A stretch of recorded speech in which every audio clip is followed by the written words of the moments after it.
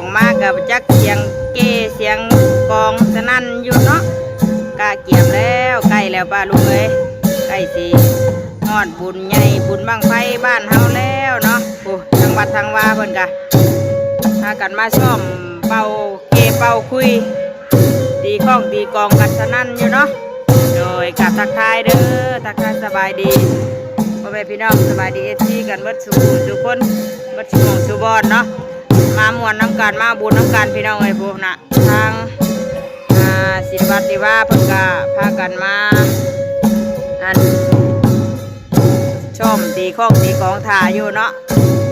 วันนี้ก็วันที่เท่าไรแหละวันจองนะบ่ที่30ก็แม่นมื้อบุญพี่น้องเอ้ยเนาะมามวนมาตื่นมาเอาบุญน้ำกันบ้านเฮาวันนี้ก็แม่นเจอกันละสีลงมาเฮ็ดอันน้อยประรับประลายทางวัดทางวาพี่เนาะคนก็เฮ็ดในบ้านนี่แหละหากมาได้ส่งลูกโยงเฮียนก็ลงมาทางวัดพี่เนาะมาเฮ็ดเอาบุญน้ำเพิ่นก่อนเพิ่นเฮ็ดห้อยเรื่องประรับทางวัดทางวาเฮาเนาะลมเย็นอยู่มื้อนี้พี่น้องเอ้ยอยู่ทางวัดก็ลมห่วยอยู่คนก็ยังมาบ่หลายเจ้าผู้โอเพิ่นช่วยกันช่วยตามมาตามบ้า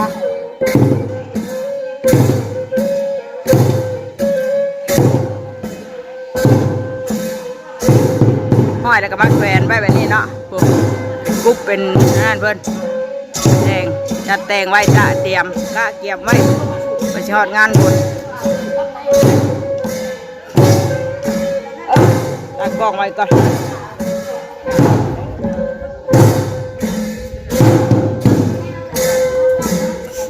เต่าโอ้เฮ้ยรายการใช่มาแล้วป้าเข็มไข่เค็มมันนี่ดูมาเยอะไข่เค็มมันเนี่ยว่ามาเอามันได้เลยเอาตามเข็มตามดวงป้ามาแต่เฮือนเนาะสวยกันนะนี่นะตั้งแต่ประตูอันนั้นขายเห็นว่าป้าใช่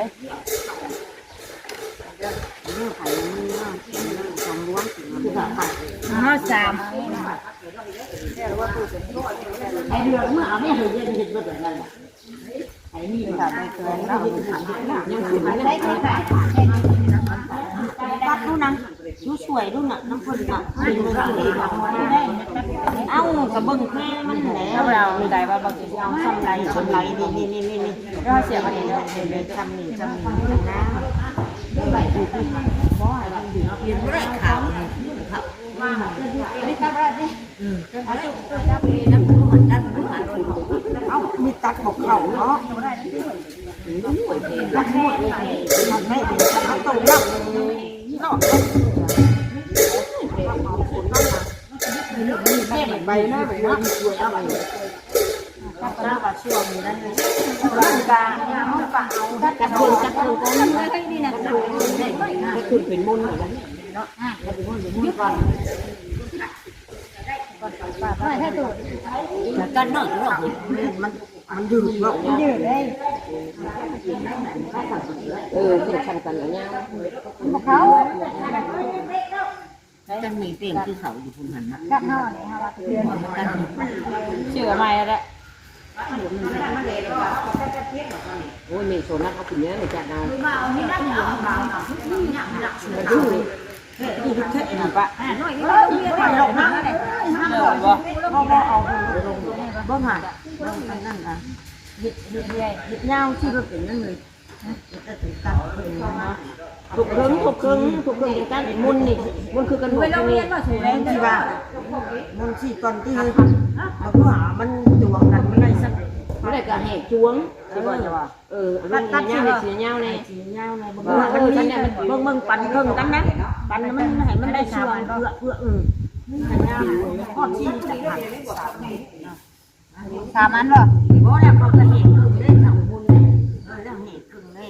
เนี่ยให้ตัวเอาอะไรเห็นครึ่งอีกนะเหมือนทำกลางไม่เหมือน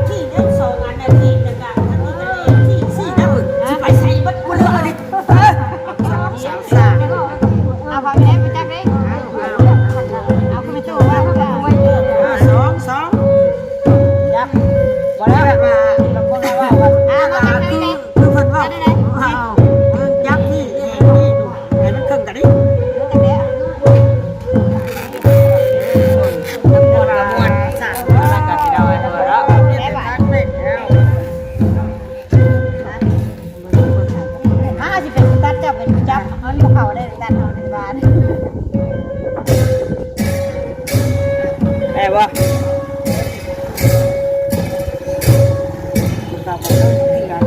ตัดแล้วจังมายิบเนาะตัดแล้วก่อนตัดเป็นอันนั้นก่อนแล้วจังมายิบพี่น้องเอ้ยตัดแล้วก่อน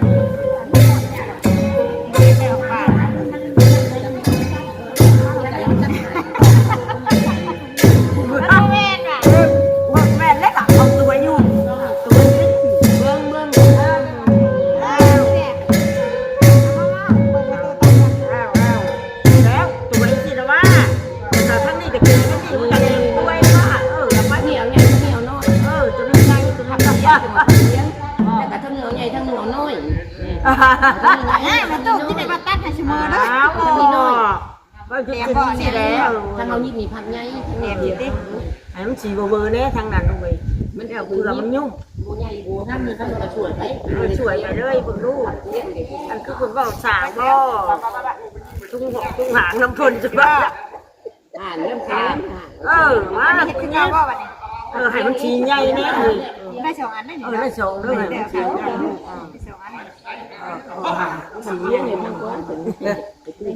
เยอะไอ้นั่นได้อีกนึงเนาะที่กินกันให้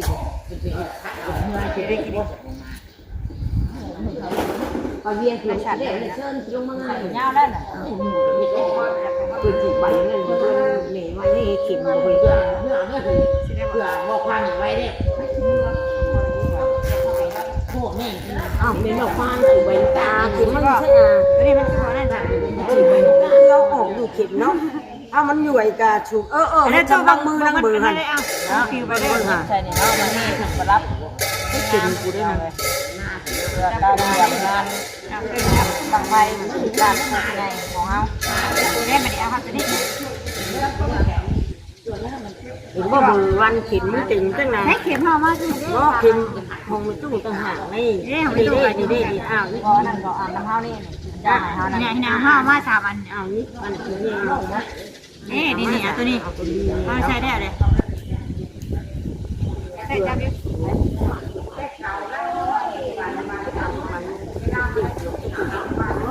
โอ้ยเย็นแท้มันนี่เนาะก็ได้อยู่วันที่แล้คนโลกจะมาชื่อกะจีตัวมันสิปิวไปได้เนี่ยมาถูกอย่างเลย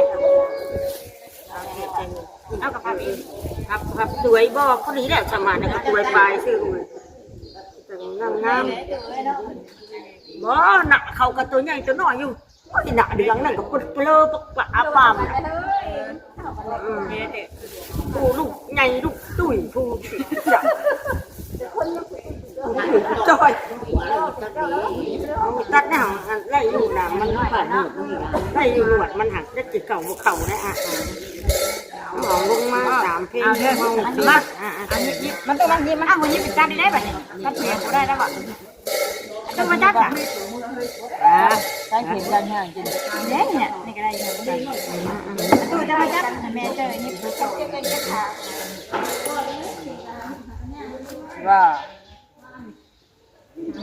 เอาดูกว้างเอาปันเท่ากันอันนี้มันกันได้อยู่เท่ากันกับ2อันว่าเห็นได้สักน้องฮะ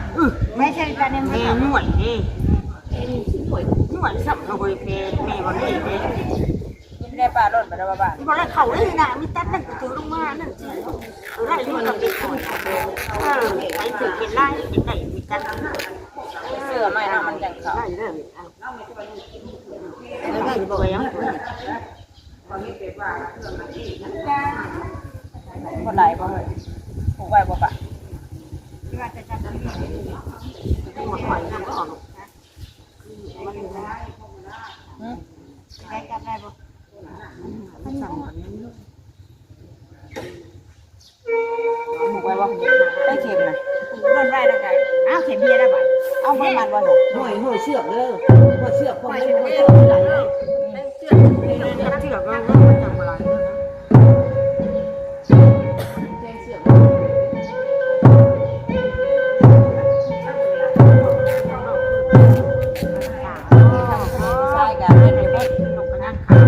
ใช่กับทั้งตีกองเป่าเกย์เป่าคุยมันก็นั่งยิงมาก็พากันมาเห็ดอันนี้ทายของตู้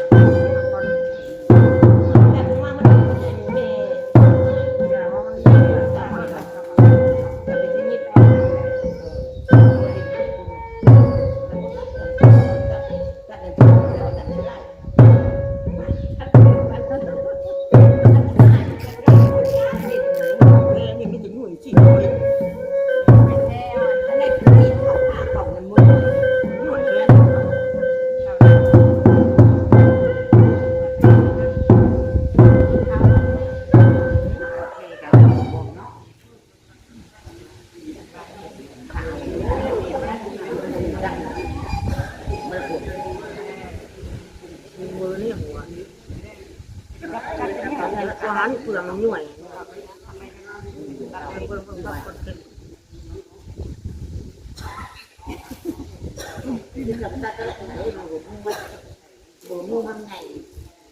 มีกัดกับบุเขาเนี่ยแทมกับหน่วยเนี่ย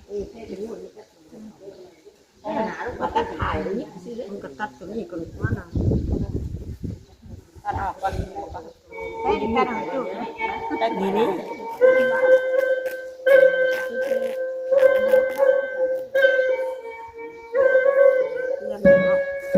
เอาเงินจะเป็นมาเลยทำบุญไม่ง่ายปานนี้ บอกคือ มื มี อ บ่าว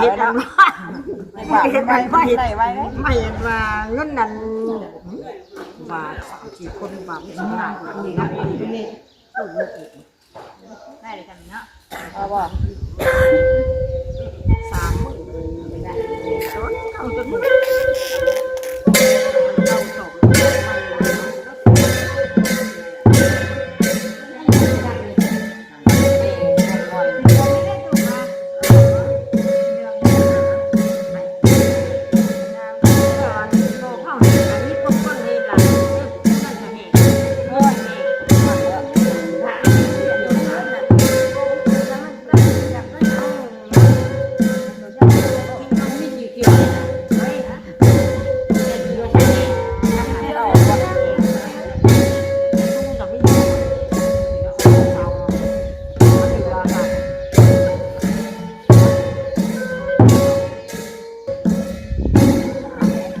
นั่งห้อยก่อนพี่น้องจะหน่อยติดต่อให้พี่ให้น้องบ่เห็นเนาะ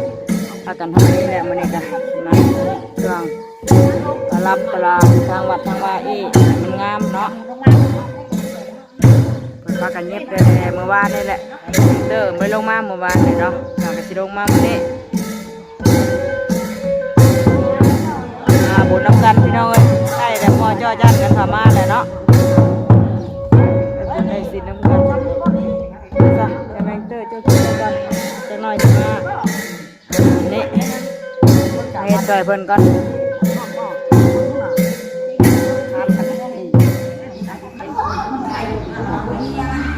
ญาติพี่น้องผู้เฒ่าผู้แก่เพิ่นก็พากันลังลงมาหลายแล้วบัดนี้พี่น้องเอ้ยมาช่วยกันเฮ็ดกันสร้างเนาะงานทำบุญช่วยกันคนละไม้ละมือเพื่อเด็กผู้น้อยเนาะโอ้ขายคนเติบหลังๆลงมาก็มีเนาะเฮ็ดช่วยกันนี่ก็หากะเฮ็ดหลายเติบแล้วม่วนไว้นำปุ๊บไปหาหอยหาแขวนไว้ตามวัดตามว่าตามซิมตามแบบนี้เนาะ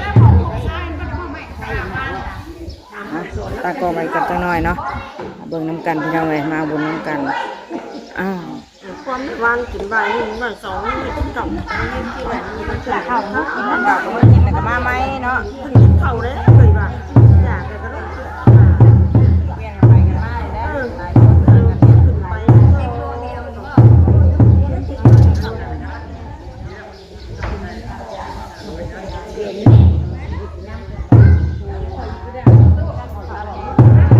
ไม่เลยซอยกันคนเด็กคนหน่อยเนาะ อยู่หลัง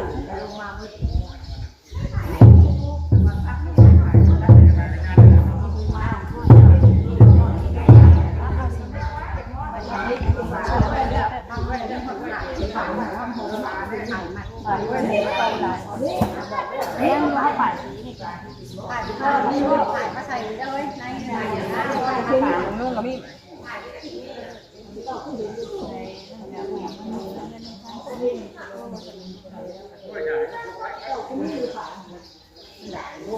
มันสันนิษฐานนี่ลงมาหมู่วันหนักของไม่ได้เอาแล้วนั่ง ดีบองกับผม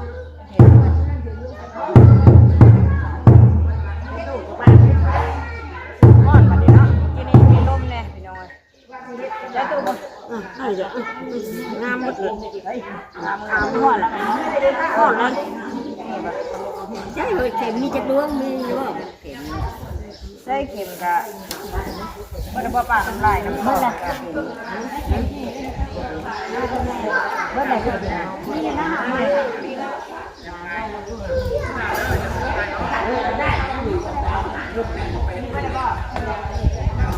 หลายอันละหลายคน เพราะว่าเรายาน้ำหนาวบ่อนใช้ก่อไล่แทนใช้ชีวิตนั้นใครมีบ่เห็นน่ะมีบ่บัดก็ยานี่ก็จะเอาเฮาผูกก่อไล่หมู่ผูกบักไงชีวิตบ่เฮ้ยเจ้าไล่แล้วตู้นะฮะไปแม่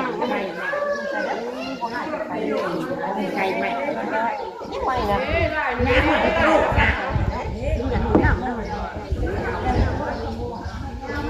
เอาอยู่ที่บ้านอยู่แล้ว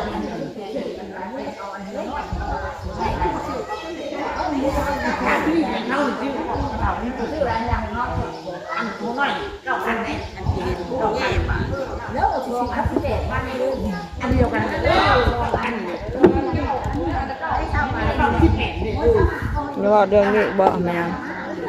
เรื่องนี้ก็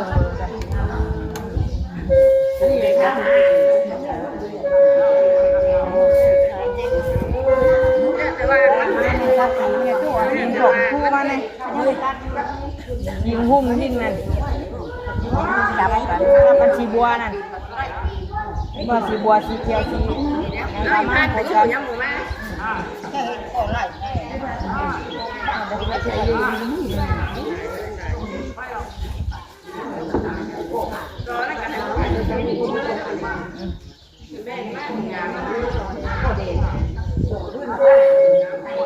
ขายมัน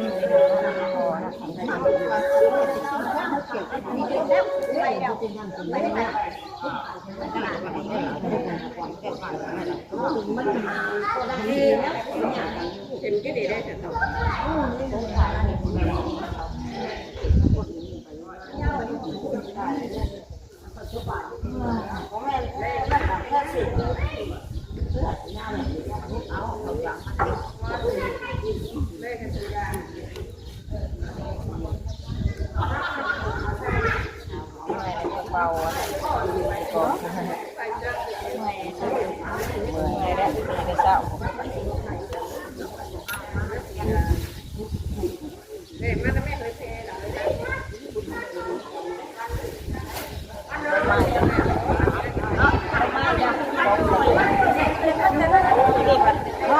ล้มเลยมันล้มมากอ่ะแล้วปิวเพลิงนี่พักงามเนาะมันหูงามตา